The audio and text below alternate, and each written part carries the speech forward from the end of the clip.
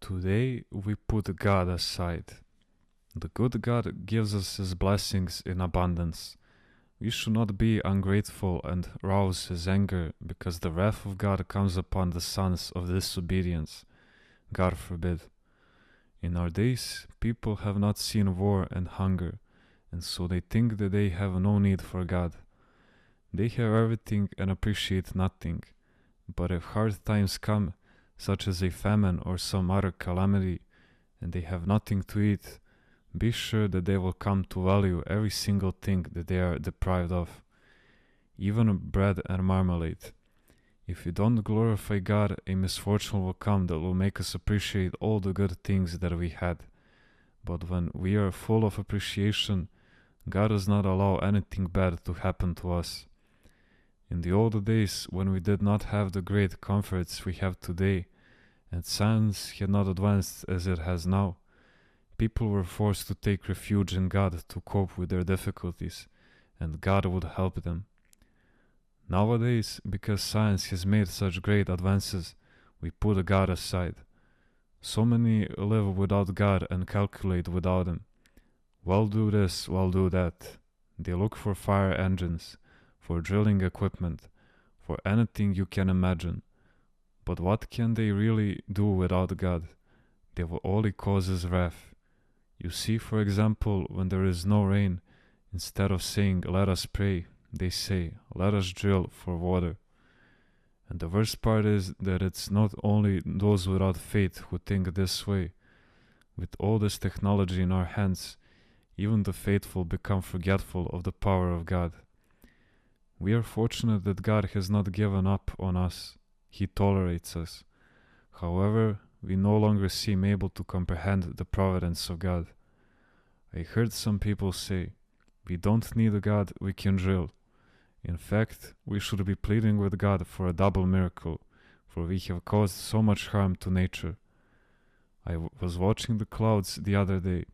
They went back and forth, gathering and spreading, moving up and down. Then the wind blew and took them all away. But we don't hear people say, "God must perform 2 miracles, a second one to keep the clouds in place." What we actually hear is, "We don't need God." We are lucky that God does not take seriously every word we say. Otherwise, we would be in big trouble. They drill to a depth of 150 meters to find water and find nothing. In an Alplian, they went down 180 meters and found only salt water. Others want to divert the Illinois River and bring it to Athens. This would take 10 years. Can you imagine the cost? And even if they succeeded, the city would still run out of water. But most people do not say, "We have sinned, forgive us."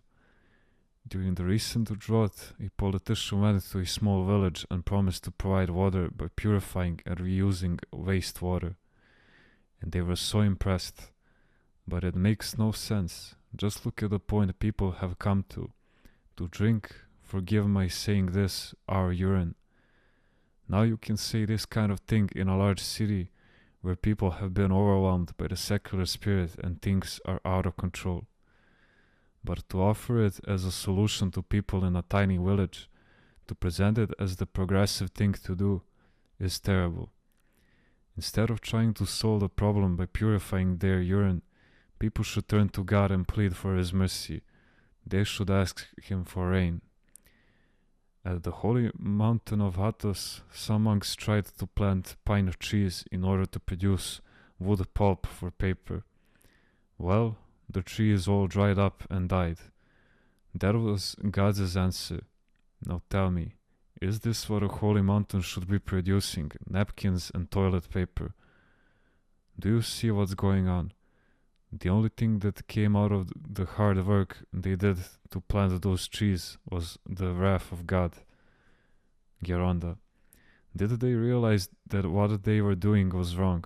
Of course they did not. They even brought machines from Germany to drill for water. And instead of finding more water, they lost even the water they already had. Do you see what happens when spiritual sensitivity disappears? and where the business instinct leads to. This is why monasticism is gradually losing so much of its piety. They do not seem to understand that without rain, even the existing water will disappear. They use only logic and put God aside. You read in the Old Testament that during a Syrian siege, Samaria had run out of water. It was a horrible long-term siege. Animals were dying left and right, and mothers had reached the point where they were eating their children.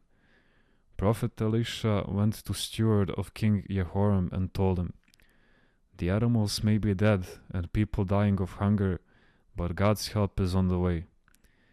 The steward, who sought to solve everything through his logic, replied, "Where will the help come from? The sky?" Then the prophet said, "God will send help tomorrow, but you will not be here to rejoice in it." And that is exactly what happened. The next day God sent great panic to the enemy camp. They started hearing galloping horses, the noise of chariots. Their ears were buzzing, and they thought that the Egyptian reinforcements had arrived. So they ran away and left behind their tents, food and weapons and all their possessions. Meanwhile, 4 Israelite lepers that were living outside the city said, "Why don't we go to the enemy camp to see if there's something to eat? We are dying anyway." They approached one tent and found no one.